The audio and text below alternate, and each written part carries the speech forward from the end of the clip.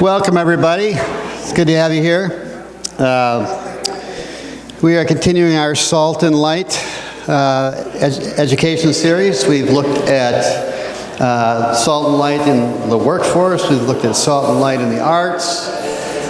Next week, we're going to look at Salt and Light in education. And today, we're going to look at a little different place. We're going to look at Salt and Life at the end of life. And so to do that today, we've got a couple of guests. And so Brent and Ruth are going to introduce themselves and guide you on a conversation into that. So thanks for being here. All right. Well, my name is Brent Janke, and I think we have been members here for probably 16 or 17 years. And I am a chaplain, a healthcare chaplain. I've been doing that for this amount of time that I've been here and a little extra. And right now I'm working with hospice, but I've also worked in the hospital. But I would say most of my professional time as a chaplain has been dealing with people in that third of life. And we also do want to say it's not strictly the end of life that we're going to be talking about. We're going to be talking more about what goes on and how we relate to individuals in the third. So. Yeah, I'm Ruth Engbers. Our family has been here for about 10 years. That's kind of hard to believe. I have been a nurse for a long time. I started in oncology, and I shortly after that shifted to doing home hospice nursing. Currently, I teach nursing students at UW-Milwaukee, and I also work at Pro Healthcare in their home health and hospice department. So, yeah, a lot of my career, too, has been working with patients in their third, and also families who are, walking alongside those patients in the third, and a lot of changes in life. And then helping my students understand those things too. So, if you haven't guessed, neither one of us is technically in that third. Although depending on your age, life expectancy, I'm really close to that edge. But I'm not. No, Ruth is nowhere close. But one of the things we bring to this is that every one of us has or will have experience working with an aging population or working with the aging population. Whether it's working with our grandparents or being around our grandparents, our parents, or even ourselves if we're part of that group. So it's a topic that involves all of us. Just some statistics to show this is a growing population. This is a very rapidly expanding population. In 1990, there were around 31 million Americans 65 and over. In 2034, that number is expected to reach 77. I think we're at about 56 or 57 million right now. And in 2034, it's expected that there will be more people over the age of 65 than under the age of 18. Okay, and that's the first time this is going to happen in U.S. history. That really is, we're rapidly expanding. It's the growth of the baby boom, or the aging of the baby boom generation. So, from my perspective, 1.75 million Americans received hospice care in 2020.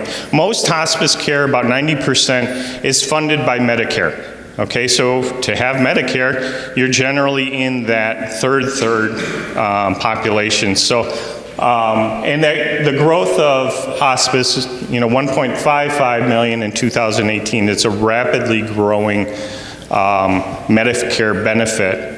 And so that just kind of reflects on the aging of our population. So this morning, we just want to continue the talk that Pastor Peter started with talking about the third of life. And we're just going to wrap it around 3 biblical themes, okay? And we'll kind of touch base in that. our own experiences, and towards the end, we're going to ask some questions of you, or throughout, we're going to ask some questions of you.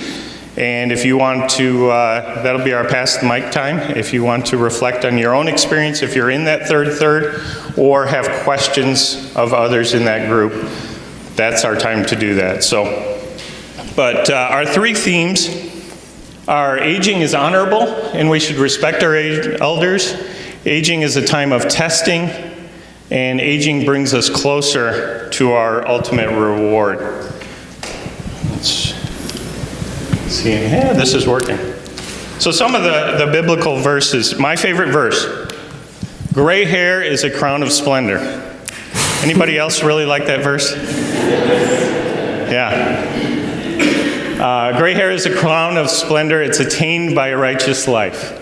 I hope that's the reason I have all this gray hair. Rise in the presence of the aged. Show respect for the elderly and revere your God. I am the Lord. And all those places we read about, honor your father and mother. So the question I'm going to ask, and this is our first question for you to reflect on: how does our focus on youth affect our focus and our command to honor our elders? And I don't have an answer necessarily. Something for you to think about. But Pastor Peter talked about our tendency to segregate by age in the church. And young people stay together. Young families always stay together. The middle-aged folks of us stay together. Our older folks stay together. How do we mix that? And I think, one of the things we should be looking at is, as a church, we should look for ways to involve our elders in all aspects of ministry. Okay? My personal perspective on this, and this is me just as a member here. When we came here, when Debbie and I came here, we had 3 young kids. We knew nobody here. We just kind of ended up here because of work. And we have no family here in Wisconsin. So what do we do? And eventually we joined a intergenerational small group with the Veenheises and the Brassers, Fred Hoffman, and they became our family. Okay, that small group became our family. I mean, Jerry and Carol, I don't know if you remember taking Sarah to Grandparents' Day. Okay, because we didn't have grandparents who could make it up here for that because of the different dates and things. They became her grandparents. Sarah still has on her dresser or on her wall a picture of her sitting on Jerry's lap. Okay, and Jerry's reading a book to her. Over the years, then we moved into other small groups. We got to know others in this congregation, the Kyers, the Nierhoffs, the kids, the Trikes, different events and things like that. We got to know all these people who aren't in our group. And that has dramatically changed life for Debbie and I, getting to know all of you and the wisdom of you in that second, or in that third, or some of you are nearing the third when we got to know you, but might be in there. So that's one of our encouragements, is to look for ways. Young Kwang talked about that this morning. How can the third of our congregation approach the first third or the second third, and how can we move out of our comfort zones? So that's one of the things that we want to talk about, and we have learned so much from getting to know our elders and in this congregation. It's been such a blessing to us. I must say, Carol, you're popular in the third because I don't know if you remember, but when we first came, I started going to coffee break, and our baby Joel, who's now 9, I think giggled for the first time while you were holding him. So, just another example of those intergenerational ties that are really important, especially to those of us who don't have family here. So I am going to talk about kind of the hard part this morning. I'll let you read that verse up there, Psalm 90, verse 9 through 10. The Bible does not really mince words about the aging process. It's not easy. It's not fun. A lot of parts of it don't feel good. It's a reminder that same reminder that we get every Ash Wednesday, right? From dust we were born, and from dust we will return. And I think as we experience the changes that our body goes through, it seems that the Bible is trying to remind us that He's the one we need to rely on, right? We rely on ourselves for so much of our lives, and it's like a slow reminder that we actually need to rely on Him and not ourselves. So some of the changes that happen, in biological terms, really aging is just a process of molecular and cellular damage, right? As we go through life, our cells just start to wear out. This leads to gradual decreases in physical and mental capacity. It leads to a growing risk of disease. Our skin loses collagen, we get wrinkly, we get spotty, we get gray hair. And then, some of the more serious common occurrences in older age usually include some level of hearing loss, eyesight changes, urinary incontinence, vascular dementia and related cognitive decline, osteoarthritis, the pain and frailty that come with that. These changes, this is hard stuff, right? These changes are not linear, they're not consistent. We don't know when we might or might not experience these, right? Some will experience all of them. Some of us might experience very few. I think the physical changes are really important for those of us who maybe haven't gone through some of them yet to remember, because some of these changes are hidden from us, right? We don't like to talk about these hard things. We might feel shame about some of these things. And that these physical changes can lead to social isolation too, right? If we don't create the space for people to participate in our activities because of their physical changes or cognitive changes that have happened.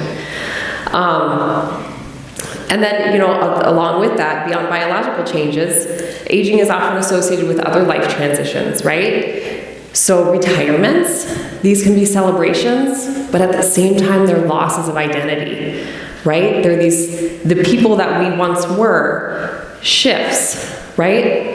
And so we have to be cognizant of the both celebration of that and the loss that's associated with that. Some of these physical or cognitive declines may necessitate either a relocation to more assistive housing or might require caregiving from family or friends or hired caregivers.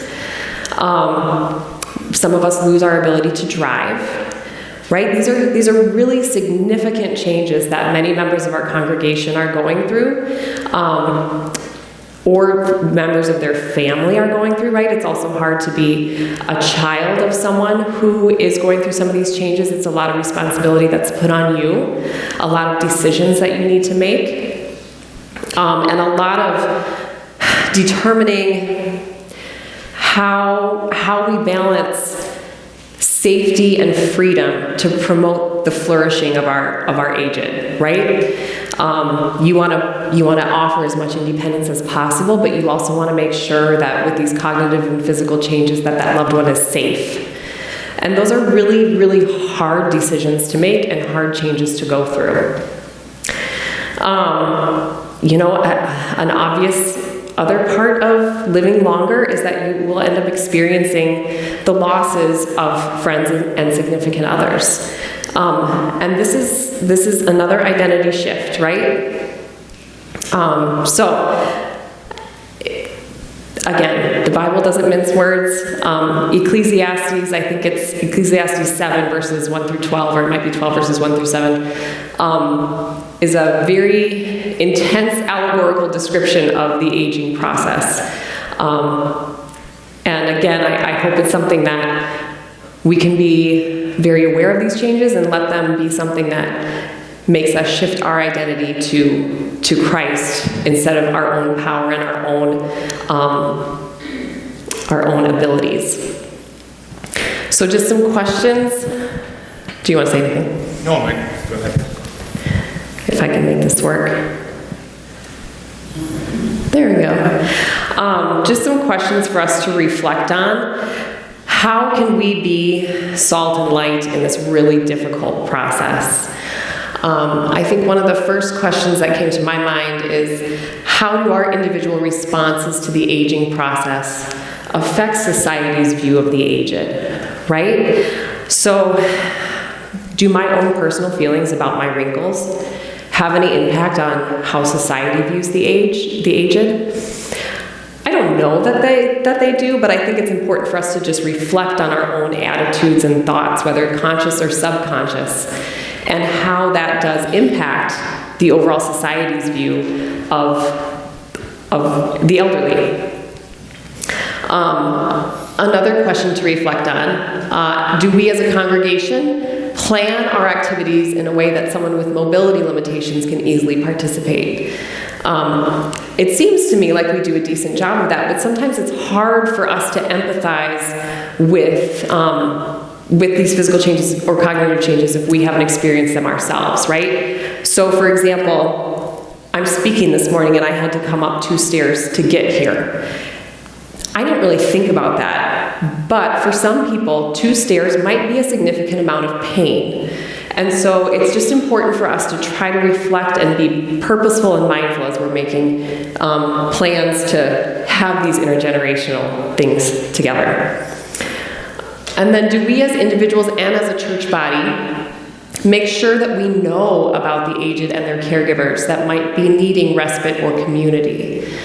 And then, are we proactive and generous in offering assistance? I must admit, in my 10 years here, I have not done a lot of investigating into this question. I should have done more, but I didn't. So I think this is really important because it's really hard to ask for help. And so it's good to think about what systems and structures our church has in place to be able to be proactive in offering assistance, right? And that's just general like respite assistance if we have caregivers that need a break. And it's also the social isolation that we talked about that these changes can lead to make sure that we're proactive in reaching out and finding people that might need more assistance. And here I'll jump in just with an example, not from this church, but my mom and I took care of my dad on hospice at home. And the only way that we were able to do this is because we were involved in a church community that was there all the time. Every single day somebody else came to either sit with my dad so we could do something else, or actually take part in the cares, helping me get him ready for bed when he couldn't, assist me anymore. For us, hospice worked. But I see so many families where it's, the husband is 85 years old taking care of his wife with no kids around and no church support. And there's only so much we as a hospice organization could provide. So this is a great opportunity for this church, not only with our own families here, but also maybe to seek out other ways that we can volunteer and help out with those who need extra support. Yeah, our healthcare system in general is not set up to provide most of the support that our elderly and the caregivers need. There's a lot of holes in our system, and so I think that's again one of the things that a church body can really impact and make a difference and be salt and light in those situations. So the next question is a big one. We can't avoid suffering in this world. And as we talked about on the previous slide, that becomes more obvious as we age. So how do we respond to the existence of suffering as individual Christians and as a church body?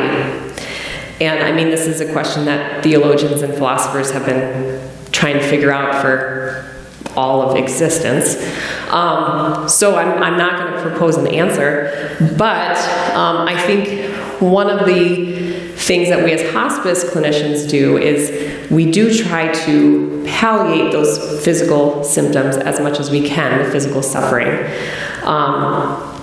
And then I think too, as a church body, we really have the opportunity to be salt and light in this one, in finding a greater purpose in that suffering, right? I know, in hospice care, one of the topics that we can't avoid is euthanasia. And I think that to be able to have that belief that allows you to find purpose and meaning in suffering is really one of the best arguments against euthanasia, right? Because you see it brought up when people describe suffering as like purposeless, right? Like there's no sense in being here, all I'm doing is suffering. So then that's the result. That's the resulting thought, right? And so as much as we as Christians can bring hope into those situations, and as much as we can share our belief that Christ is with us as we suffer, and that we have to hold on to that hope that there's purpose in the suffering, that he's with us, allows us to be salt and light in these really difficult times. And then the last question is one that I'm going to probably ask some of you to answer later. And it really, I didn't talk to Young Kwan before this, but it was really what he talked about in the sermon this morning too. After experiencing many shifts in identity, from these physical changes and social changes, what can our elders teach us about finding our true identity in Christ? And I think, John and I are both college educators, and I do think we see a lot of anxiety in that first third about identity, right? Who am I? I need to figure that out. And it does become a time of anxiety for them when they feel like they alone are responsible for their identity in this world. And so I think there's a lot of wisdom in this room as to how the identity that you assign yourself is fleeting, right? And instead, the true identity that we find in Christ can give us that peace and reduce that anxiety. And I'm just going to share a story. One of the things we talked about is shifting identity as we age. The changes we age, sometimes we have to move out of our houses and move into care. I spend every single day in some sort of senior living situation, whether it be just a general senior living center, assisted livings, skilled nursing facilities, community-based facilities, group homes. All of these places have people who are kind of in that third of life. And one of the things that I see so frequently is people who are cut off. They're cut off from community. Their community is strictly people their age. But in some of those cases, even that community is not really that good. I work in some of the nicest places in Milwaukee. If you go along the lakeshore, there's a lot of big senior living centers, and I work in those. But I also work in the inner city. In some places that it scares me that they have a license. I don't know how they have a license. But one of the situations that came out of this congregation was I was able to take part in the care for Joanne Brasser. Joanne had moved out of her house. She'd moved into a facility in Cedarburg to be closer to her daughter. But she was really, and COVID taught us a whole lot. Okay, COVID kind of rattled our system. Because of COVID, she was cut off from her family. They couldn't go to see her in the facility, okay? Towards the end of life, she entered hospice care, and I was able to get into the facility, okay, because I'm a healthcare professional. That's what they say. But one of the things was, I had established a relationship with Joanne. She recognized me. Her memory was starting to fail. But she knew who I was. She recognized my face. okay, and could put me together in some of those situations. But one of the best ways that I found to reach her was to bring our church service on video to her. We started, doing videos of our, sharing them on Facebook because a lot of us were attending at home. I was able to take that, and Joanne loved seeing the faces. As the camera panned at the beginning, she would say, "Hey, there's Rob and Danette." Okay, she recognized faces up in front. There's Bob and Judy. I see them walk past the camera. She wasn't able to see Bob and Judy. They weren't allowed in the facility. Okay, but we were able to connect. She loved those services. She really didn't watch Peter's sermons, though.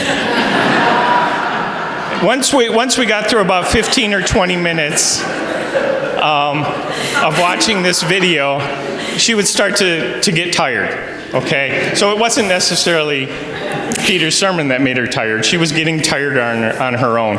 Maybe. Maybe. We don't know. I will say, though, I was able to get Peter into the facility. We made a joint visit together, and Peter was able to bring communion into the facility, and that was a wonderful experience, I think, for both of us to go do and be. But it was a way of connecting. So how do we connect to those people who are shut in? Our first third, we have lots of little kids. One of the great things, I love to go into rooms and see people with lots of artwork. Some of it's really nice artwork, but others it's kindergarten artwork or preschool artwork. And it's not always family. There's some wonderful schools that are connecting with these facilities. The Milwaukee Catholic Home has a daycare in their facility, and those kids make artwork for the residents. Okay, so how do we do those kinds of things to brighten their day? Color is a wonderful way of lifting spirits for people who are starting to have some cognitive decline. Okay, just having those bright colors around them is a great thing. So how do we do that?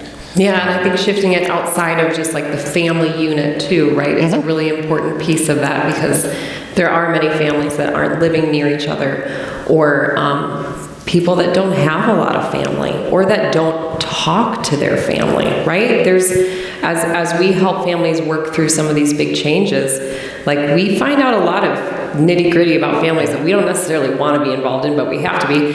And there's a lot of families that have a lot of discord, and so you might assume that someone has family that's helping them. They might not be in communication with their family. And so to just be aware of the needs of people and the loneliness, the potential for loneliness and isolation is really important. Yeah. So think of these questions too as they come up, and we'll get to our question time in just a couple of minutes for an end. Our final thought is aging brings us closer to our ultimate reward. We can see, therefore, do not lose hope, do not lose heart, though outwardly we are wasting away. Inwardly we are being renewed day by day. For somebody at the beginning of life, in the first third, seeing the end result, or the finish line, we can't comprehend the end of our life. As we get closer and closer, we start to think more about that. So, our elders can teach us a whole lot. As a church, one of the things, how do we create opportunities for that? Again, I'm going to share an experience that I think many elders and deacons here have experienced over the years in this church, is taking time with our Knees ministry, okay? The Knees ministry was a prayer ministry, Carol Kyers and Elaine Dimstra and Judy Block, and I will say they taught me how to pray. My prayer life was at one level, and then I thought, I went to seminary, I did all these things, I'm good. And then I went and prayed with the three women here, and I was ashamed because they ran circles around my prayer life, and you taught me a lot. And that was a real big thing for me to see, is how much I can learn from others. You come out of seminary and you kind of think, I know everything. as far as the church goes. And I was like, I don't know a thing about some of these areas of the church. And those 3 women taught me a ton. And I think many other elders and deacons who had that experience of spending a Wednesday evening with them could share that same thought. So, what can we learn? How can we learn from each other?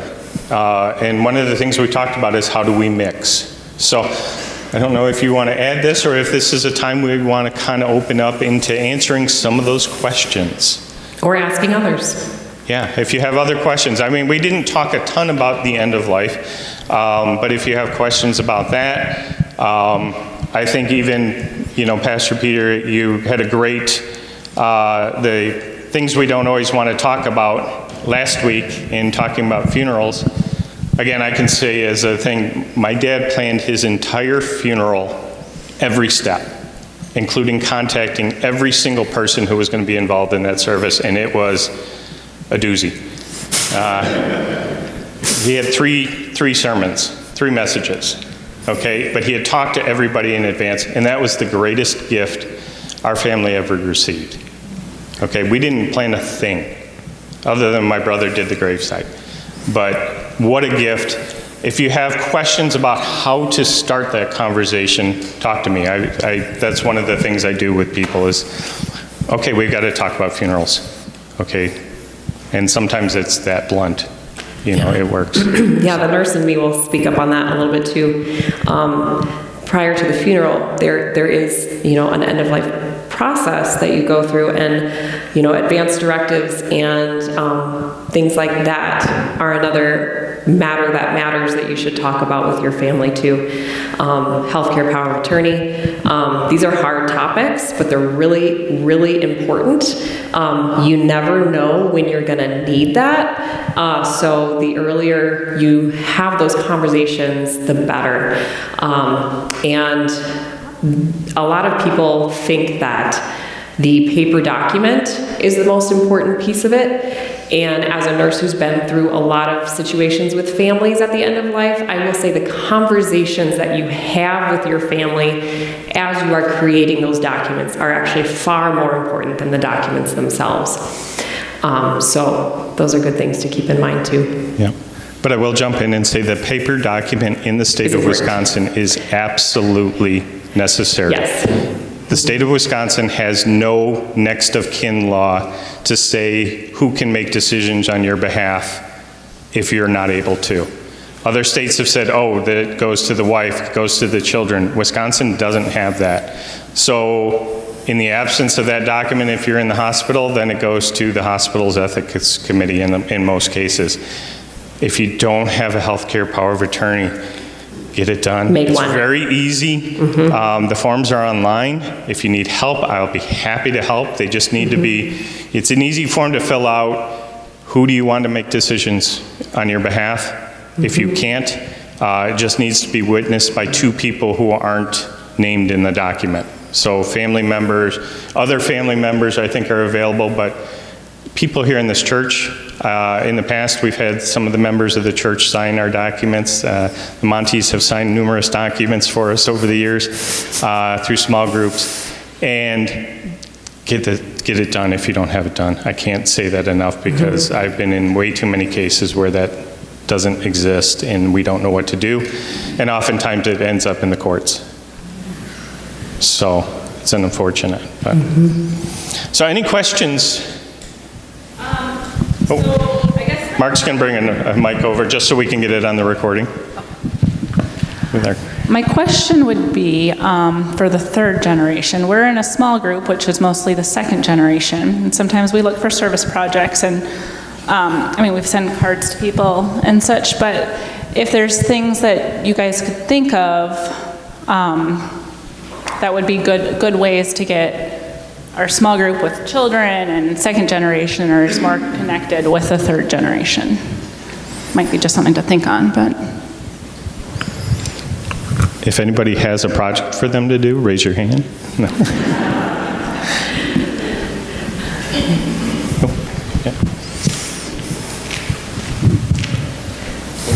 I will say in response to that, there is conversation that will be more intentional, like coming up.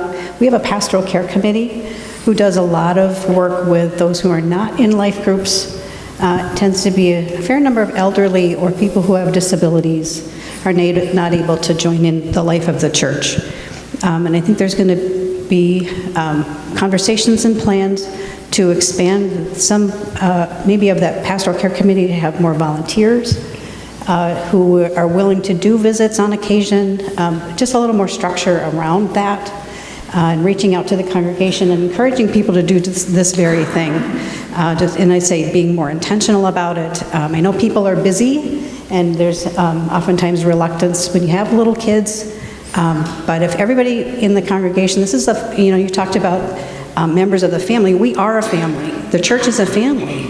And so if everybody kind of pitches in and does a bit, nobody's overwhelmed and people are cared for. And so be ongoing conversations about that coming up.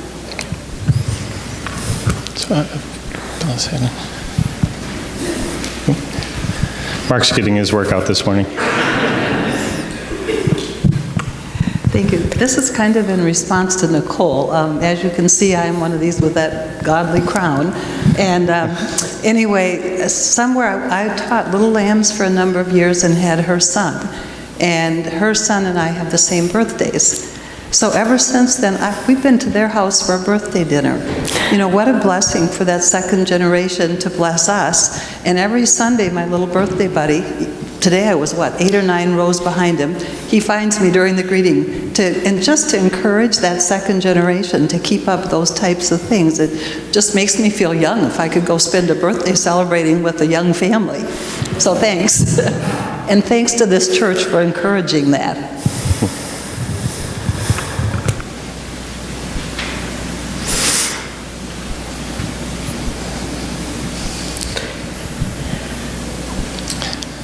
And I'm trying to think, there was something that came up in these thoughts.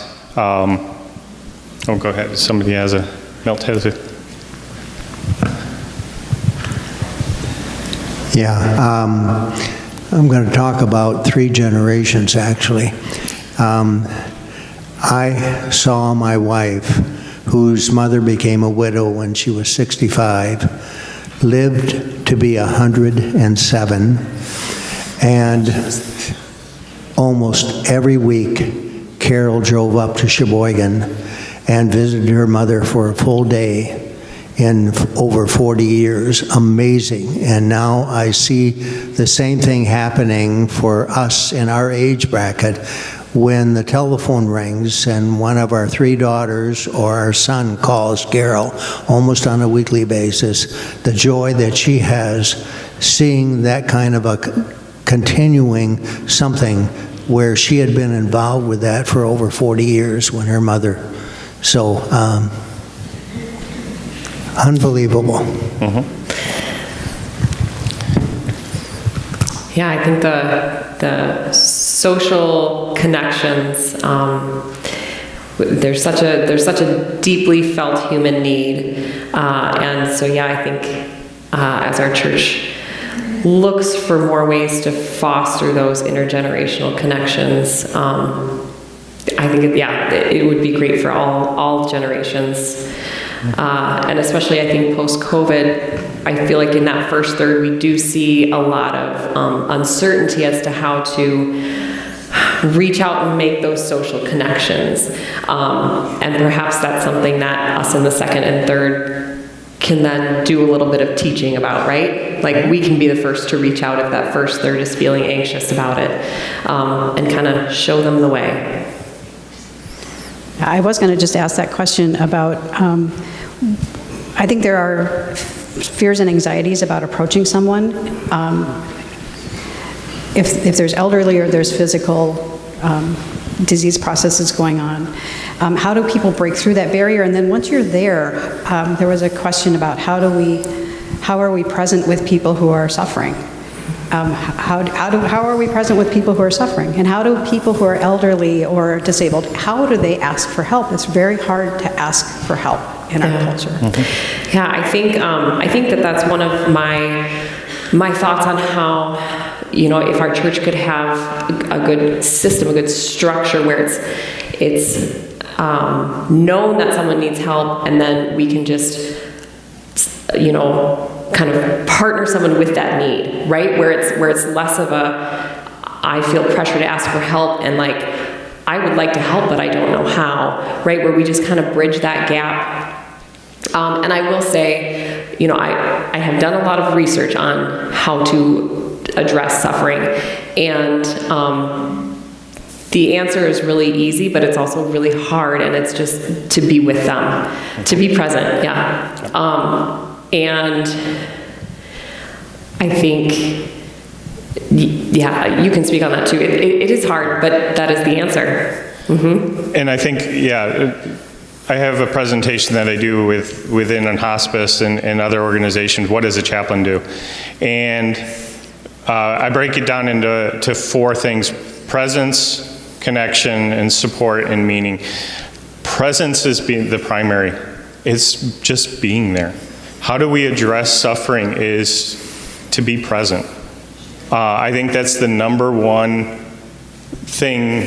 When I show up sometimes with people with, they can't talk to me anymore. Their dementia has advanced to a point where they've lost that ability to talk. But they react when you are present with them and not standing in front of them or passing by or when you sit next to them, when you hold a hand, when you kind of get in their viewpoint, they recognize that somebody is with them. That's, I think, the thing that we're missing so much of. I was going to ask, how many of you live in the area with family?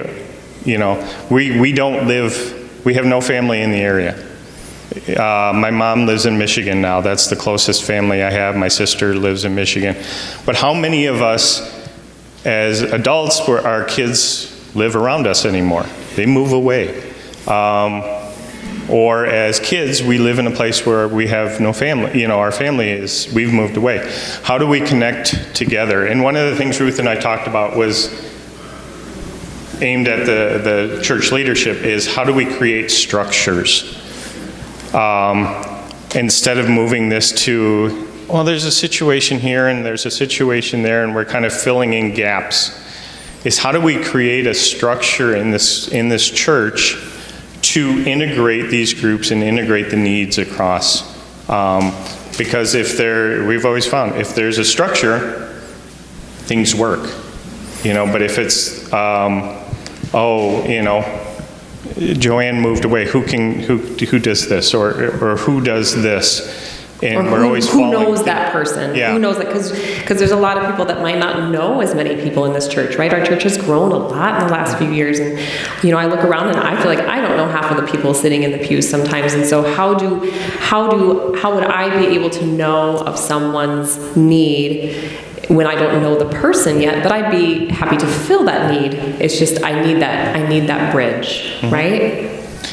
And if anybody would like to comment yes or no, I think as people get to that, towards the end or, the peak years of the end of life, kind of towards the end, it doesn't matter who shows up, as long as you show up with a smile. Okay? You don't have to talk a lot, but my great thing about being a chaplain is that I don't talk a whole lot to my patients. I just sit there. Sometimes I just play music that they're familiar with. Let that find comfort. I just, provide that presence with them. I think we think, it's only the people who knew so-and-so can go see them.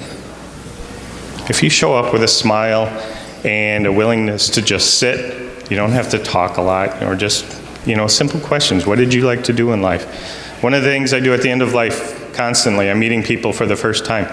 Tell me what you two, if it's a husband and wife, where the spouse has died, what did you love to do together? And the greatest wisdom I've ever heard in response was, whatever we were doing together was our favorite thing. That's now our our theme song and our theme in our marriage is whatever we're doing together is our favorite thing. That was the wisdom I learned from an elder. But just to spend that time together and with a person, get to know them a little bit, find out what they like. I have a patient who was a musician, like a professional musician back in the 60s and 70s. Some of his music is on YouTube. I play him his music, and he recognizes that's me. Even if he's just the accompaniment, I'll hear an organ come in, and he goes, that's me playing there. And it's a connection to him, for him. He and we would never interact if it wasn't through our, my coming in as a hospice chaplain. So just being there for people. Let me just say one other thing before we close. This isn't a chore, to have relationships with the older generation, for those of you that are younger. I mean, it can seem like this obligation or something we're supposed to do. I know a lot of you have cross-generational relationships, but I can say for myself anyway, my experience of coming close alongside older folks over the years, of which I'm now becoming somehow, but my experience of that has been such a rich experience, and it's a gift to them to be present with them, especially people that don't have a lot of people, but it's a gift to you to enjoy their presence and to gain insight into their lives and into their worlds. And it's a world that, if we don't spend time with them, we lose sight of that world because the world keeps changing. And it's a wonderful thing to do. So I would encourage all of you in all kinds of ways to try to work across generations. Yeah. All right, we got one. Nellie, I'm going to give Nellie the last word. Yeah. She's our elder. Yes. I am the third generation for sure. And I am by myself, and I don't have any relatives here in Wisconsin. But I do have a lot of friends from church. So they are actually my family now. And I thank the Lord for that. Thank you.